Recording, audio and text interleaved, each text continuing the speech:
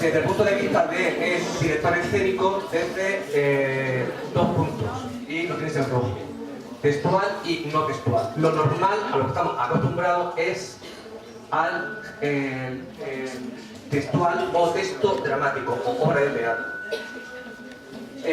Pero quiero que penséis que también se puede crear teatro con textos que no sean dramáticos. Hay gente que no sea tan drástica o tan exagerada. Hay gente que opina que se puede hacer teatro cogiendo la guía telefónica.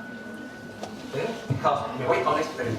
Podemos coger cualquier texto, cualquier género literario, sea cartas, sean periódicos, letras de canciones. A partir de todo eso se puede crear lo que es teatro. No tenemos por qué limitarnos a lo que es un texto dramático. Claro, todos estos textos que no son dramáticos deben de ser adaptados, ¿vale?, a lo que es teatro, es decir, diálogos de un solo personaje o varios. Partimos, esto es la parte textual. La parte no textual siempre va a ser lo que se llama una idea embrionaria. Dentro de lo que es la idea embrionaria puede ser cualquier cosa que nos pueda sugerir lo que es una creación. Puede ser un sueño que anoche tuvimos, por ejemplo. Puede ser una hoja de un árbol, una flor, la luna, una fotografía. Imágenes y también sentimientos. Todo eso puede generar en un espectáculo a través de ¿qué? De improvisaciones. Se puede improvisar, inventar, ¿de acuerdo?, a través de la palabra o no palabra. Porque el teatro también existe lo que es el teatro no textual, el físico. Entonces queda claro que tenemos un punto de partida que puede ser textual y no textual. Abajo he puesto cosas muy infantiles porque quiero que sean conscientes de una cosa. Cuando hemos sido niños, todo el mundo ha jugado o a las casitas, siendo papá o mamá, a indios, ser Superman, príncipe, princesa. Todo eso era teatro. Era teatro. Éramos un personaje e inventábamos palabras, improvisábamos. ¿De acuerdo? Siempre quiero que penséis una cosa. El teatro, sea escrito o no escrito, si no llega lo que son las tablas, es decir, el teatro, leído tan solo se queda quizás en un 30%. ¿Vale? En un 10, 15, 30%. El resto es como si dejamos un árbol sin agua. Se queda seco, continúa siendo lo que es un árbol, pero hace falta darle vida.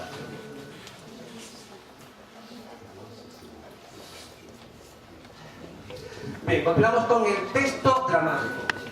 Yo como director escénico, ¿de acuerdo? Imaginaos que hay unos niños que están jugando a los indios, ¿vale? O a las casitas, o a ser superhéroes, y hay alguien de fuera que dice, no, yo tengo una idea, yo quiero que vosotros, ¿vale?, juguéis con la idea que yo tengo en la cabeza. De ahí surge lo que es una persona que sale de dentro del juego y coordina, dirige y dice cómo debe de ser montada la obra de teatro y cómo deben de ser los personajes.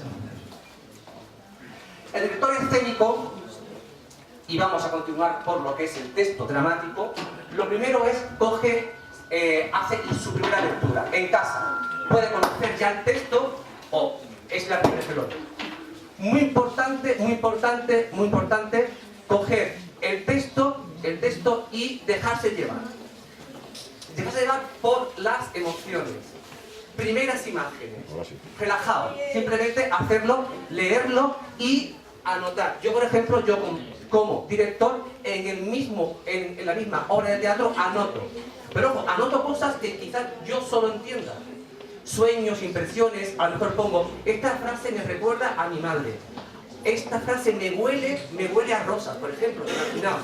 O esta escena la veo en vez de en un palacio, la veo en la plaza del Cardenal Belluga. No sé, son A veces creemos que son ideas muy locas, pero es muy importante la primera lectura, muy importante, anotar.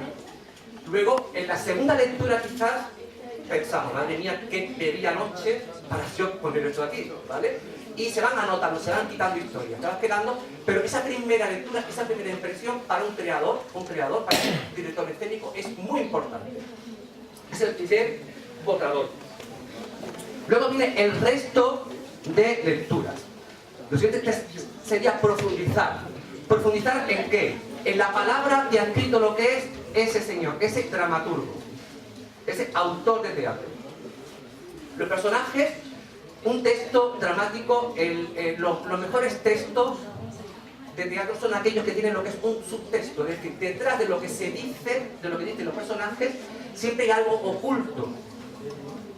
Es como un iceberg, se ve la punta, pero lo que es el bajo, lo que se oculta en el mar es mucho más, mucho más. Eso nos da idea, tanto a los directores como a los actores y actrices, para profundizar en lo que es el texto y en los personajes. Me da libertad. Por ejemplo, Hamlet es un personaje complejo. Bernarda Alba también. ¿Por qué? Porque detrás de lo que dice se ocultan cosas. Y no solamente se ocultan cosas con la intención de lo que es el autor, Shakespeare o Lorca, sino que detrás de ello... ¿Perdón? ¿Qué? A ver, silencio. Detrás de lo que dice el autor, también hay una libertad para el director escénico, actor o actriz, para inventar cosas. Es como cuando una persona nos habla y detrás de lo que nos dice tenemos la impresión de que hay algo más. Bien, profundizamos en lo que está pasando en la obra y en la personalidad de los personajes.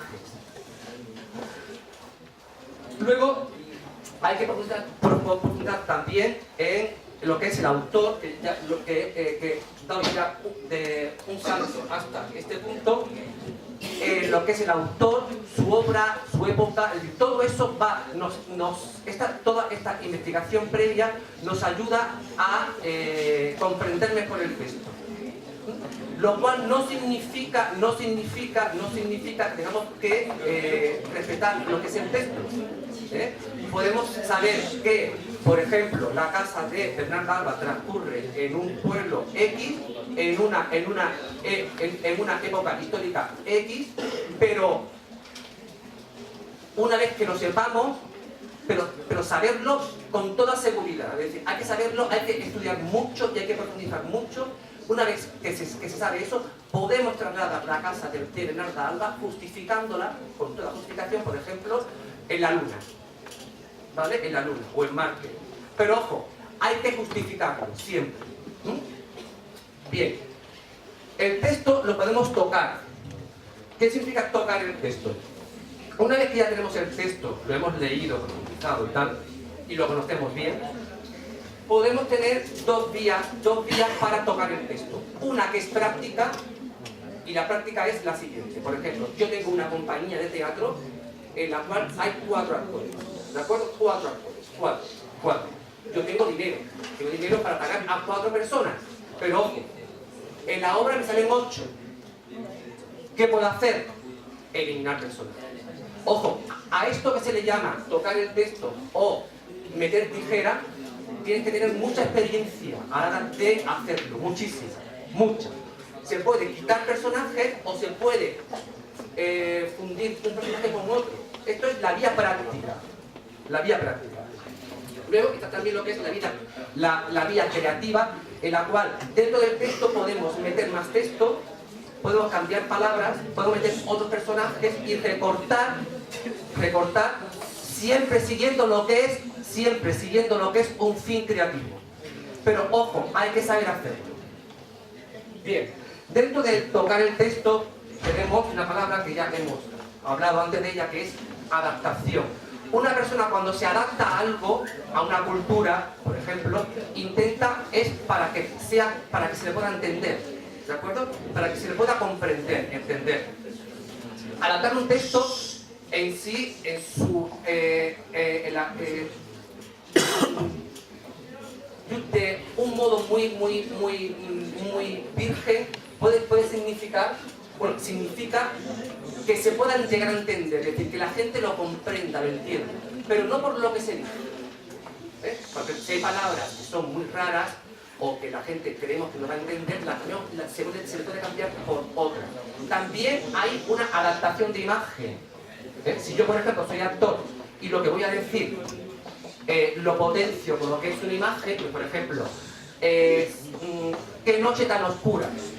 Si yo a la frase qué noche tan oscura la sumo con lo que es una acción o un objeto, como puede ser una antorcha, mejor se construye.